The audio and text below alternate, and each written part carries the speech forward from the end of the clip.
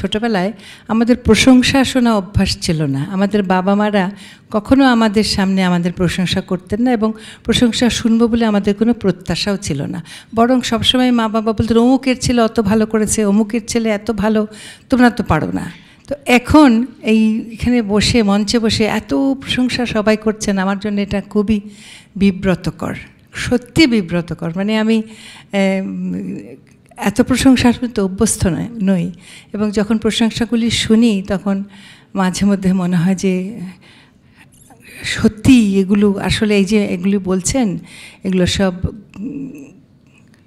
হয়তো মানে অনেক বেশি, যেটা আমি নই তার চাইতে অনেক বেশি বলা হচ্ছে। বিকাশে কম খরচে ক্যাশ আউটের লিমিট বেড়ে 50,000, প্রিয় এজেন্টও 2টা। পদ্মশ্রী পাওয়াটা তখনই সার্থক হলো যখন সবাই আমাকে এই যে এত রকমের অভিনন্দন, ধন্যবাদ, এত সুন্দর সুন্দর মেসেজ আসতে লাগলো ফোন থেকে। আমার মনে হলো পদ্মশ্রী পাওয়া আমার তখনই সার্থক হলো।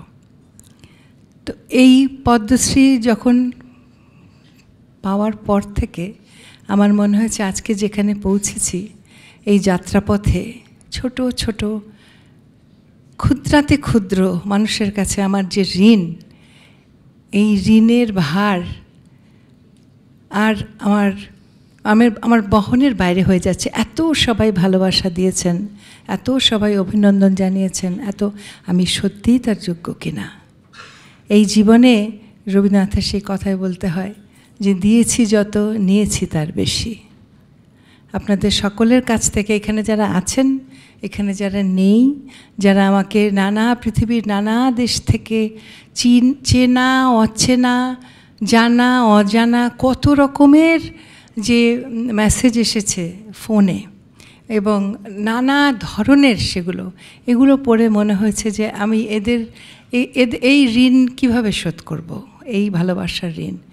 আর তারপরে আমার গুরুদের ঋণ, আমার মা বাবা আমাকে যে শান্তিনিকেতনে যাওয়াটাও আমার সেই সময় 75 সালে আমার বাবা মা, বাড়ি আমার নানি সবাই মিলে যে সাপোর্টটা দিয়েছিলেন, আমার গুরু কণিকা বন্দ্যোপাধ্যায়, নীলিমা সেন, এদের সবার প্রতি আমার ঋণ, সবার প্রতি আমার ঋণ।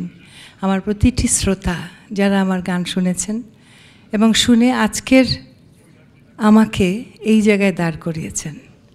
আমি আর 5টা মানুষের মতনই গান গাই, কিন্তু তারপরে ওপরওয়ালার বেশি আশীর্বাদ যে শ্রোতারা কোথাও হয়তো আমাকে একটুখানি বেশি করে ভালোবেসেছেন, সেই ভালোবাসাটা আমি আমার অন্তরের গভীরে খুব সন্তর্পণে রেখেছি, রাখবো আমৃত্যু।